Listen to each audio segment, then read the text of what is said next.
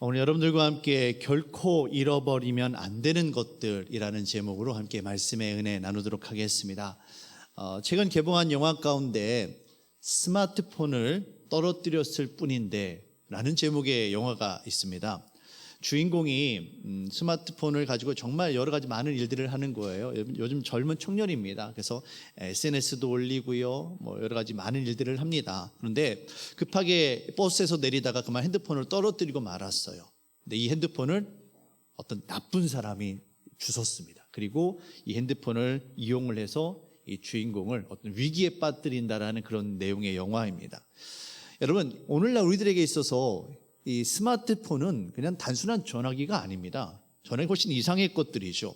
우리가 핸드폰으로 정말 거의 모든 일상의 일들을 거의 다 하지요. 단순하게 전화하는 것뿐만이 아니라 개인 신상의 일 정보가 담겨 있는 것뿐만이 아니라 은행이라든지 건강이라든지 교통이라든지 쇼핑이라든지 여행이라든지 거의 내 모든 삶의 모든 것들이 다 핸드폰에 담겨 있다 말해도 과언이 아닐 것입니다. 여러분, 만약에 핸드폰이 고장났거나 핸드폰을 잃어버린 적이 있으시다면 그 불편함과 그 어려움이 얼마나 큰지 여러분들 아실 겁니다. 여러분, 우리들의 삶에 있어서 이 핸드폰처럼 결코 잃어버리면 안 되는 것들이 꼭 있습니다. 옛날에 지갑 하나 잃어버리면 어떻습니까? 지갑에 뭐가 있어요? 카드며 신분증이며 여러 가지가 있잖아요. 그거 다 다시 바꾸고 얼마나 복잡합니까? 그거 하나 잃어버렸더니 내 삶이 엉망이 되어지는 겁니다. 우리의 신앙도 마찬가지입니다. 우리 신앙에 있어서도 우리가 반드시 지켜야 되는 것들이 있어요. 결코 잃어버리면 안 되는 것들이 있습니다. 그것을 잃어버리면 우리의 신앙이 완전히 엉망이 되어버리고 마는 것이죠. 느헤미야와 예루살렘 백성들이 성벽을 재건하고 하나님의 말씀을 비추어서 자신들의 삶을 돌아보았습니다. 그리고 자신들이 얼마나 하나님의 말씀으로부터 떨어져 있었는지, 하나님의 은혜를 잊고 살았는지 그들이 깨닫고 회개를 하지요. 그리고 자신들이 다시는 그런 예전의 삶으로 돌아가지 않고 믿음 가운데 살아갈 것을 결단을 합니다. 우린 모두가 예수님의 십자가 보혈의 은혜로 말미암아 구원받았습니다. 이제 중요한 것은 구원받은 이후에 우리가 어떻게 살아가느냐입니다. 구원받고 은혜 받는 것도 중요하지만 은혜 받은 만큼 우리가 변화된 삶을 살아야 하는 것입니다. 느헤미야와 예루살렘 백성들은 지금까지 자신들이 잃어버리고 살았었던 세 가지를 다시 회복할 것을 결단을 합니다. 오늘 말씀을 통해서 저와 여러분들이 우리 신앙생활에 있어서 우리가 잃어버려서는 안 되는 것들, 결코 우리가 반드시 지켜야 되는 것들이 무엇인지 함께 살펴보고 이를 통해 흩어졌던 우리의 영적인 질서를 다시 회복하는 귀한 시간들이 되어지시기를 바랍니다. 첫 번째로 예루살렘 백성들은 거룩함을 잃어버렸음을 회개합니다. 우리 믿는 자들에게 있어서 거룩은 생명과도 같은 것입니다. 세상을 주인 삼고 자기 욕심 가운데 살아가는 사람들과는 달리 우리 믿는 사람들은 하나님을 믿으며 살아가는 우리 사람들의 삶 가운데 나타나는 거룩함이, 이 구별됨이 바로 거룩인 것이죠. 그런데 이 이스라엘 백성들이 이 거룩하게 구별된 이 거룩을 잃어버렸다는 겁니다. 예루살렘 백성들은 이 거룩을 회복하기 위해서 가장 문제가 됐던 것이 뭐냐면 바로 이방 민족들과의 결혼입니다. 이방 민족들과 서로 결혼하지 않을 것을 그들이 약속을 합니다. 느헤미야 10장 30절 말씀입니다. 우리의 딸들을 이 땅 백성에게 주지 아니하고 우리의 아들들을 위하여 그들의 딸들을 데려오지 아니하며.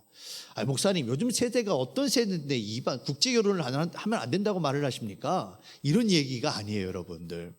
성경이 이방 민족들과의 결혼을 금지한 건 뭐냐면 그들이 섬기는 우상, 그들이 섬기고 있는 이방 신들을 그들의 이방 민족과 결혼함으로 말미암아 그들이 섬기는 우상과 이방 신들이 이스라엘 백성 안에 들어오게 되었고, 그래서 그 이스라엘 백성들이, 거룩하게 구별된 이스라엘 백성들이 하나님이 아니라 이방 신을 섬기게 되었기 때문에 이방 민족들과의 결혼을 금지하겠다라고 이야기하고 있는 겁니다. 신명기 7장 3절 4절 말씀입니다. 또 그들과 혼인하지도 말지니 내 딸을 그들의 아들에게 주지 말 것이요 그들의 딸도 내 며느리로 삼지 말 것은 그가 내 아들을 유혹하여 그가 여호와를 떠나고 다른 신들을 섬기게 함으로 여호와께서 너희에게 진노하사 갑자기 너희를 멸하실 것임이니라. 이스라엘 백성들은 이처럼 그의 율법 가운데 이방 민족, 우상을 섬기는 이방 민족과 결혼할 것을 금지하고 있었습니다. 그런데 이것을 이스라엘 백성들이 어기고 지금까지 살아온 거예요. 그것을 회개하고 있는 겁니다. 여러분, 우리가 누구를 만나느냐가 정말 중요합니다. 누구를 만나는지에 따라서 그 사람의 영향을 받게 되어 있습니다. 성경은 하나님의 뜻에서 벗어난 잘못된 만남을 우리에게 정리할 것을 이야기하고 있습니다. 우상을 섬기는 이방 민족을 사랑하게 되어지면 그들이 좋아하는 것, 그들이 즐겨하는 것, 그들이 믿는 것을 나 또한 함께하게 되어지는 겁니다. 그래서 내가 가서는 안 될 곳을 가게 되어지고요, 내가 해서는 안 될 일을 하게 되는 겁니다. 실제로 하나님의 축복을 받아서 다윗의 뒤를 이어 예루살렘 성전을 건축하고요, 이스라엘 역사 가운데 가장 부흥기를 이루었던 솔로몬이 하나님의 축복으로부터 멀어지고 여호와 하나님이 아니라 이방 신들과 우상을 섬기게 된 그 이유가 무엇입니까? 성경은 솔로몬이 바로 다른 여인들, 이방 여인들을 사랑했기 때문이다라고 이야기합니다. 열왕기상 11장 1절 2절 말씀입니다. 솔로몬 왕이 바로의 딸 외에 이방의 많은 여인을 사랑하였으니 곧 모압과 암몬과 에돔과 시돈과 헷 여인이라. 여호와께서 일찍이 이 여러 백성에 대하여 이스라엘 자손에게 말씀하시기를 너희는 그들과 서로 통혼하지 말며 그들도 너희와 서로 통혼하게 하지 말라. 그들이 반드시 너희의 마음을 돌려 그들의 신들을 따르게 하리라 하셨으나 솔로몬이 그들을 사랑하였더라. 솔로몬이 이방 여인들을 사랑을 해서 그들과 결혼을 했습니다. 그리고 결국 여호와 하나님을 바라보고 살았던 솔로몬의 마음 가운데 우상과 이방 신들의 섬기는 마음이 그 안에 들어온 거예요. 그래서 솔로몬이 결국에는 하나님을 떠나게 되어졌고, 그로 인해서 이스라엘 땅 가운데 하나님의 거룩이 파괴되어지고 우상을 섬기는 일이 일어났다는 겁니다. 사랑하는 성도 여러분, 진정한 거룩의 회복을 위해서는 우리가 잘못된 만남을 정리해야만 합니다. 세상 사람들과 말하지도 말고 만나지도 말고 사업도 하지 말라, 이런 이야기가 아닙니다. 여러분, 그들의 삶을 사랑하지 말라는 거예요. 그들을 사랑하고 그들에게 마음을 주면 우리 자신도 모르게 하나님의 거룩으로부터 우리가 멀어지게 되어집니다. 우리가 자꾸만 잘못된 만남을 이어가는 이유가 있습니다. 그 사람을 만나면 안 되는 줄 알면서도 자꾸만 만나는 이유가 있어요. 왜 그렇습니까? 사람을 의지하려는 마음 때문에 그렇습니다. 그 사람에게 내가 잘 보여서 무언가를 얻기 위하는 마음, 하나님께서 기뻐하시지 않는 일을 사람을 의지하기 때문에 우리가 하게 되어지는 겁니다. 사랑하는 성도 여러분, 우리가 세상 사람들이 아니라 하나님의 사람들, 믿음의 사람들을 가까이 해야 되는 줄로 여러분 깨달으시길 바랍니다. 세상 사람들을 사랑하게 되어지면요, 그들이 섬기는 번영과 그들이 섬기는 풍요에 사로잡혀서 우리도 모르게 하나님으로부터 멀어지게 됩니다. 하지만 말씀의 사람, 기도의 사람, 성령의 사람을 함께하게 하면 어떻게 되어집니까? 나도 모르게 하나님의 은혜 가운데 들어가게 되어지는 겁니다. 하나님의 사람들을 더욱더 가까이 함으로 말미암아 거룩의 은혜를 날마다 누리며 살아가는 저와 여러분들이 되어주시기를 주님의 이름으로 축원합니다. 두 번째로, 이스라엘 백성들은 안식을 잃어버렸음을 회개합니다. 안식을 다시 회복할 것을 결단을 합니다. 느헤미야와 예루살렘 백성들은 지금까지 자신들이 잃어버렸던 그 안식일의 의미를 다시 되찾고 이것을 지켜나갈 것을 결단을 합니다. 느헤미야 10장 31절 말씀입니다. 혹시 이 땅 백성이 안식일에 물품이나 온갖 곡물을 가져다가 팔려고 할지라도 우리가 안식일이나 성일에는 그들에게서 사지 않겠고 일곱째 해마다 땅을 쉬게 하고 모든 빚을 탕감하리라 하였고, 여러분, 이스라엘 백성들에게 있어서 이 안식일을 지키는 것은 생명과도 같은 일이었습니다. 십계명에서 제4계명이 무엇입니까? 여러분, 안식일을 기억하여 거룩하게 지키라는 거예요. 심지어 출애굽기 31장 15절 말씀을 보시면 안식일을 지키지 않으면 죽게 될 것이다 라고, 반드시 죽여라 라고 이야기를 하고 있습니다. 이스라엘 백성들에게 있어서 이 안식일을 지키는 것은 여러분 단순하게 하루를 쉬는 정도가 차원이 아닙니다. 이것은 더 나아가서 안식일의 참된 의미가 뭐냐면 내 삶의 주인이 누구냐라는 겁니다. 내 힘으로 살아가느냐 아니면 하나님의 공급하심을 믿으며 살아가느냐의 바로 이 문제의 싸움인 것입니다. 하나님께서 우리의 인생을 책임져 주신다는 믿음 없이는 결코 안식을 회복할 수가 없는 것입니다. 이스라엘 백성들에게 있어서 애굽 땅은 종살이의 땅이었습니다. 가나안은 안식의 땅입니다. 애굽은 어떻습니까? 나일강의 물이 풍부합니다. 땅은 비옥합니다. 그래서 씨를 뿌리고 내가 일하면 일하는 대로 곡식을 거둡니다. 하루를 일하면 하루를 걷고요, 열흘을 일하면 열흘의 곡식을 거두어요. 그래서 내가 더 많이 가지고요, 더 많이 거두기 위해서 내가 더 열심히 일을 하면 됩니다. 그래서 어떻게 됩니까? 그 욕심에 매여서 내가 그 일에 매이게 되는 거예요. 결국에는 내가 그 풍요를 누리기 위해서 더 일에 매이는 종살이 생활을 하게 되는 것이 바로 이 애굽 땅입니다. 애굽은 내가 내 삶을 책임지는 땅입니다. 하지만 가나안 땅은 그렇지 않습니다. 가나안 땅은 하나님의 은혜 없이는 결코 과실을 맺을 수 없는 땅이 바로 이 가나안 땅이에요. 가나안 땅은 높은 고지대일 뿐만 아니라 그 땅이 물을 머금을 수 없는 그런 땅입니다. 그러다 보니까 하늘에서 이른 비, 늦은 비를 때 맞춰서 내려주시지 않으면 결코 과실을 맺을 수 없고 추수할 수 없는 땅이 바로 이 가나안 땅이에요. 가나안은 인간이 자기 할 수 있는 노력을 다 합니다. 하지만 그것을 끝나는 것이 아니라 하나님께서 은혜를 베풀어 주셔야만 추수할 수 있는 땅이에요. 하나님의 은혜 없이는 살아갈 수 없는 땅이 바로 가나안 땅이고, 그 말은 다시 말씀드리면 하나님이 그의 인생을 책임져 주시는 땅이 바로 가나안 땅이라는 겁니다.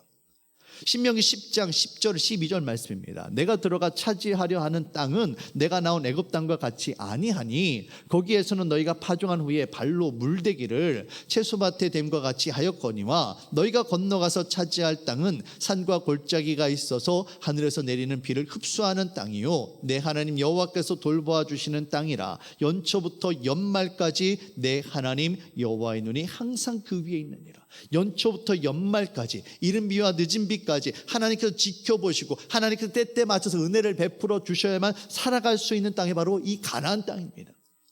안식일의 영성은 단순히 쉬는 게 문제가 아니에요.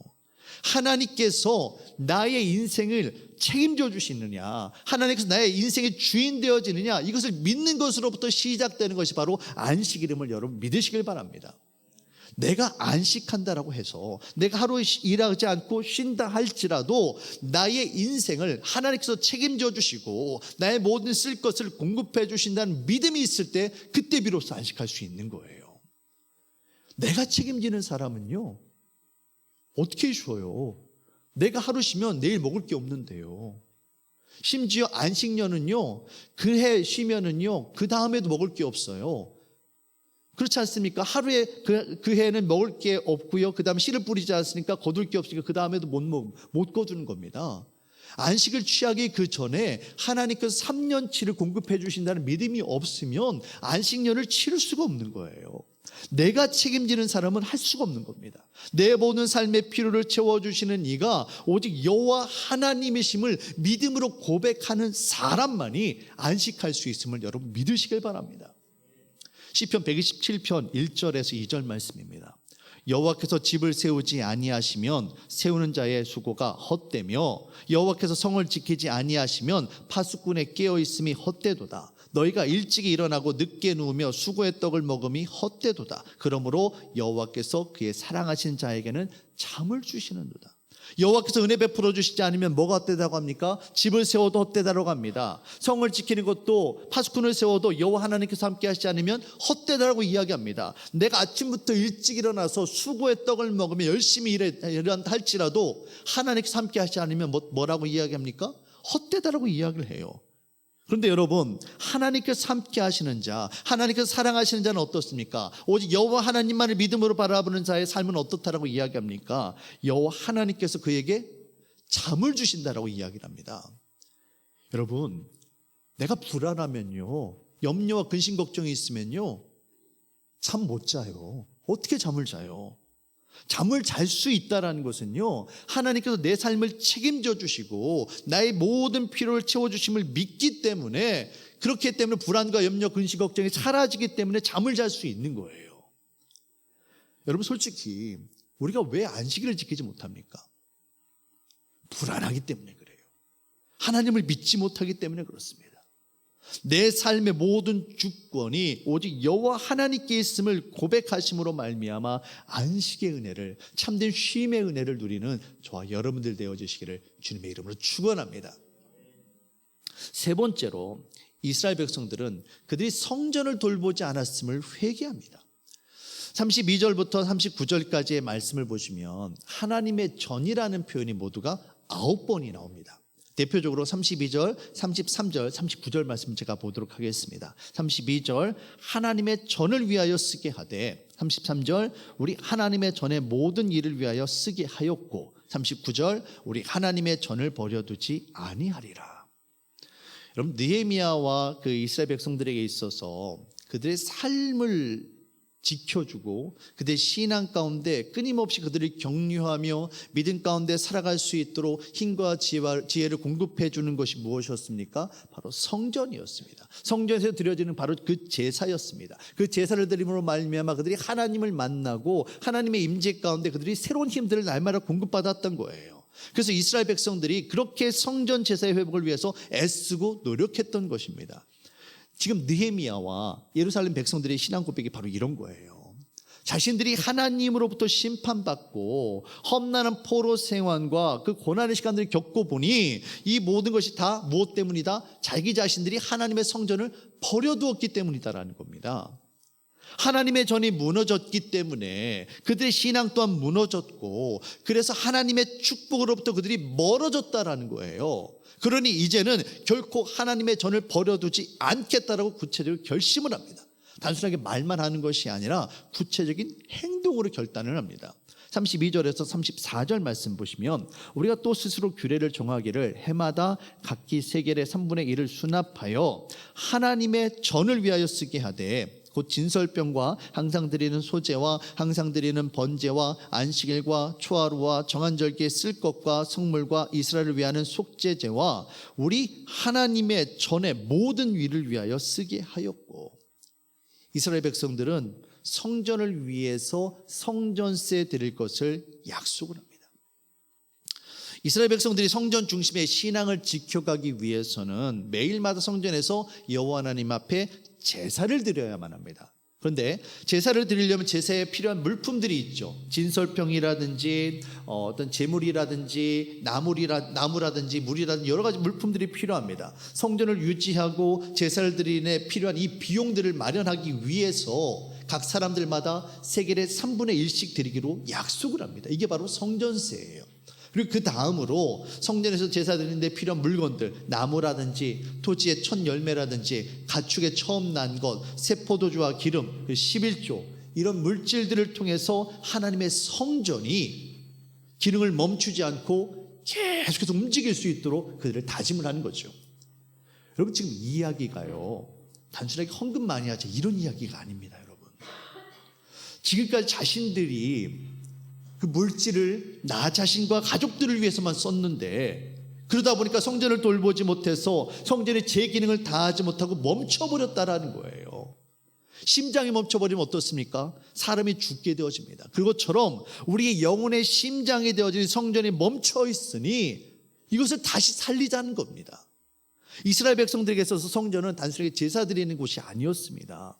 이스라엘 백성들은 성전을 통해서 하나님의 임재를 경험을 했습니다. 여호와 하나님의 영으로 호흡하고 하나님의 말씀을 공급받아서 그들의 삶이 계속해서 생명력으로 넘쳐날 수 있게 만드는 것이 바로 성전이었는데, 이 성전이 기능을 다하지 못하고 멈춰 있는 겁니다. 오랜 시간 동안 방치되어 있었던 거예요. 그래서 이 성전을 다시 살리기 위해서 자신들에게 있어서 생명과도 같은 이 물질을 사용하겠다고 결단을 하고 있는 겁니다. 여러분, 자녀를 키우면서 아이들을 위해서 그들이 입고 먹고 마시고 아이들 공부하는데 돈을 아끼는 부모 없습니다. 아낌없이 쓰지요. 내 마음이 가는 곳에 물질을 쓰기 마련입니다. 지금 이스라엘 백성들이 바로 그걸 얘기하는 거예요. 그들 마음 중심에 자리 잡은 이 성전을 살리기 위해 자신에게 귀한 이 물질을 사용하겠다라는 겁니다. 당시 이스라엘 백성들의 삶이 결코 윤택하거나 부유했던 것이 결코 아니었습니다. 오랜 시간 동안 이방 민족의 침략에 고통당하다가 이제 겨우 좀 숨 쉴 수 있는 그런 상황이었습니다. 이처럼 어려운 상황임에도 불구하고 생명과도 같은 그 물질을 성전을 위해 사용하겠다고 결단하는 것은 결코 쉬운 일이 아니었습니다. 그만큼 그들에게 이 성전의 은혜가 너무나도 소중했던 거예요. 이스라엘 백성들은 자원하는 마음으로 물질을 드릴 뿐만이 아니라 몸으로 드리는 헌신을 결단을 합니다. 구체적으로 성경에서 이야기하고 있는 것은 뭐냐면 바로 성전에서 제사 드리는 데 필요한 나무를 바치는 일이었습니다. 느헤미야 10장 34절 말씀입니다. 또 우리 제사장들과 레위 사람들과 백성들이 제비 뽑아 각기 종족대로 해마다 정한 시기에 나무를 우리 하나님의 전에 바쳐 율법에 기록한 대로 우리 하나님 여호와의 제단에 사르게 하였고, 성전에서 제사를 드리는데 반드시 필요한 물건이 바로 장작이었습니다. 율법에 의하면 성전의 번제단 제단 숯불이 꺼지지 않고 항상 불타올라야 했습니다. 계속 나무를 집어넣어서 불이 꺼지지 않게 해야만 했습니다. 그러기 위해서는 매일마다 엄청난 양의 나무가 반드시 필요했을 겁니다. 그런데 이처럼 성전에서 필요한 나무를 준비하는 일이 어떻습니까, 여러분? 힘들고 어렵고 불편합니다. 누구나 피하고 싶은 일이었습니다. 그런데 포르기 가운데 이스라엘 백성들 가운데 이 일을 대신해 줄 어떤 노예나 하인이 어디 있겠습니까? 아무도 없어요. 방법은 오직 하나, 스스로가 자원하여 이 모든 것들을 감당하는 겁니다. 여러분, 무엇 때문에 그들이 이렇게 합니까? 그 이유가 중요합니다. 이스라엘 백성들이 무엇 때문에 이처럼 힘들고 불편하고 어려운 일들을 스스로 하기로 결정을 했는가? 바로 성전을 살리기 위해서 그랬어요.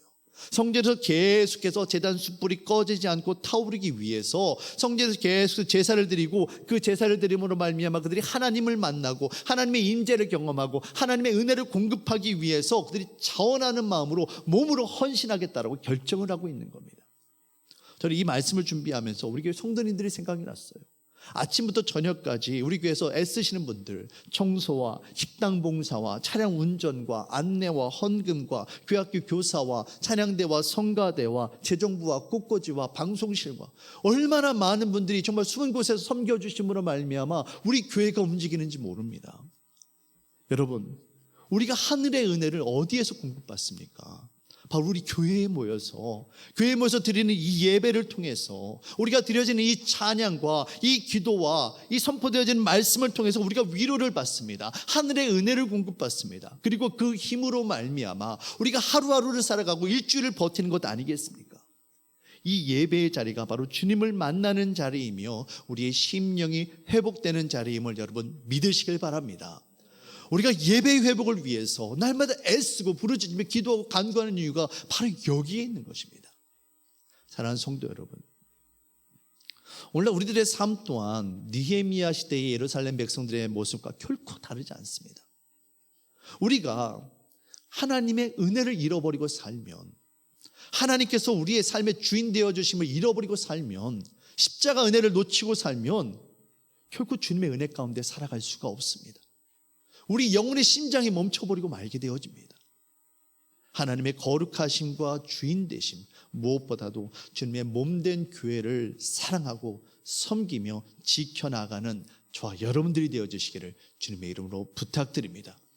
세상의 유혹 가운데 흔들리지 아니하고 오늘도 믿음의 선한 싸움을 싸워 나아가는 저와 여러분들 되어주시기를 주님의 이름으로 축원합니다.